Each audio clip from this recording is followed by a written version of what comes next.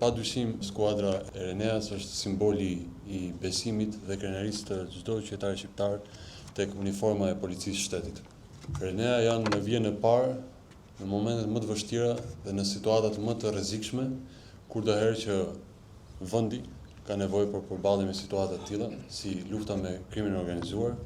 me terrorizmin apo çdo kërcënim imediat real ndaj jetës së qytetarëve.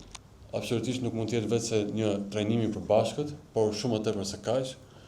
është bashkëpunimi, është ndarja e përvojës, është besimi që rritet mes jush dhe që dëshmon që jo vetëm kjo skuadër speciale, por gjithë policia e shtetit dhe policia greke mund të fuqizojnë akoma më tepër bashkëpunimin e tyre, bazuar në besim dhe në respekt reciprok,